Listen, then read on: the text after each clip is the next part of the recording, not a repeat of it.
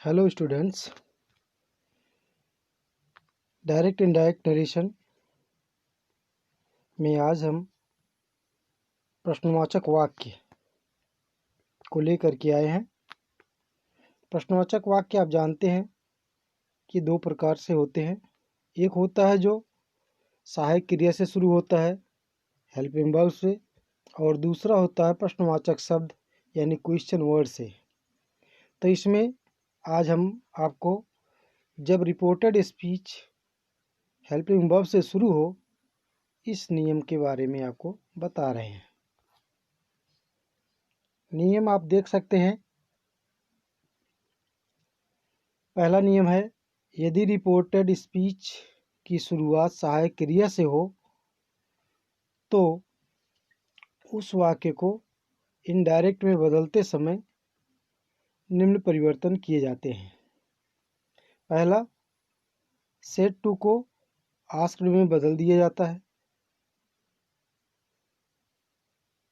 दूसरा, inverted comma को हटाकर इफ या वेदर का प्रयोग किया जाता है।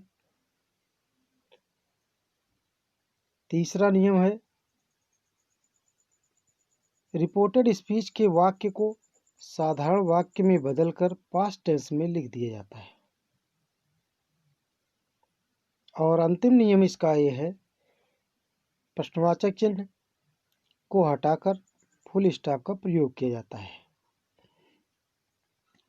तो इसमें आपको जो ध्यान देना है वो ये है कि जब इन्वर्टेड कामा हटेगा तो उसके स्थान पर हम इफ़ या वेदर का प्रयोग करेंगे, और इफ़ या वेदर के ठीक बाद जितना वाक्य रिपोर्टेड स्पीच का बचता है सबको साधारण वाक्य में बदलना है।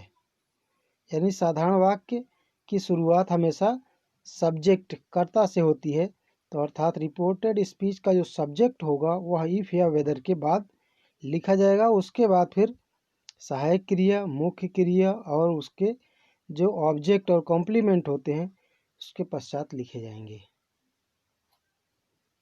एग्जाम्पल आप देख सकते हैं, I said to him have you finished your work.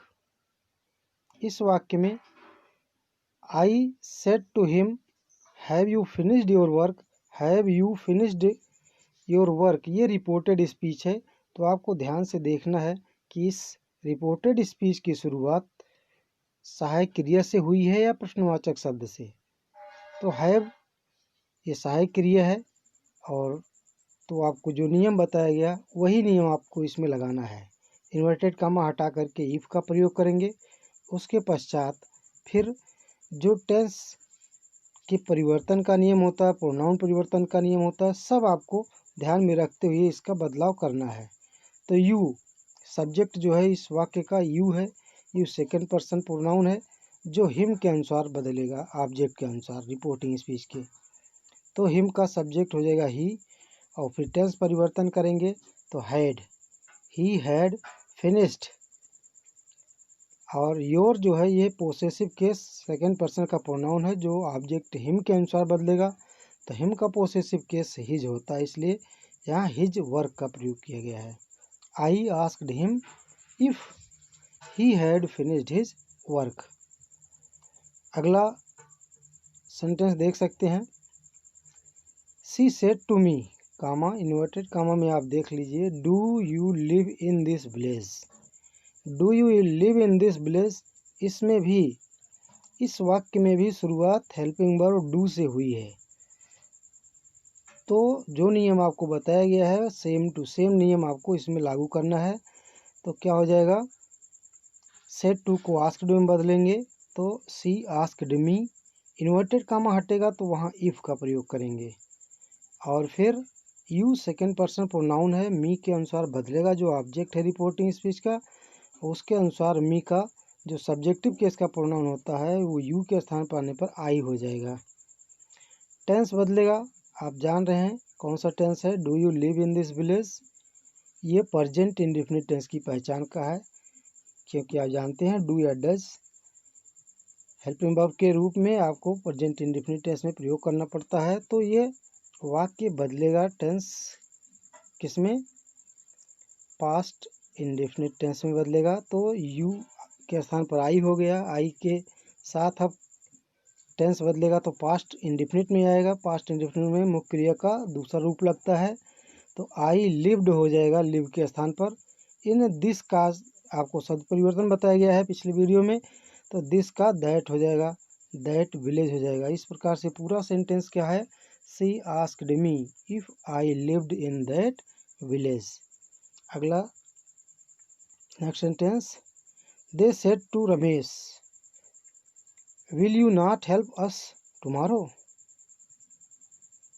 They said to को आस्क में बदला, रमेश, इसमें भी हेल्पिंग वर्ब से स्टार्ट हो रहा है सेंटेंस, तो यहाँ वेदर का प्रयोग किया गया, चाहे इफ लगाएं या वेदर, दोनों में से कोई एक लगा सकते हैं, तो वेदर का प्रयोग किया गया।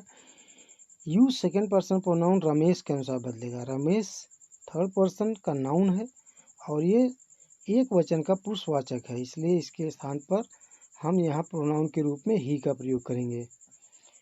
विल का पास्ट फॉर्म वुड होगा, तो वुड नॉट हेल्प अस जो है ये फर्स्ट पर्सन प्रोनाउन है। फर्स्ट पर्सन प्रोनाउन आपको बताया गया प्रोनाउन चेंज के नियम में, वह सब्जेक्ट के अनुसार बदलता है रिपोर्टिंग स्पीच के। तो दे है तो दे का ऑब्जेक्टिव केस देम हो जाएगा, और टुमारो शब्द परिवर्तन में आपने पढ़ा है, तो टुमारो का हो जाता है द नेक्स्ट डे।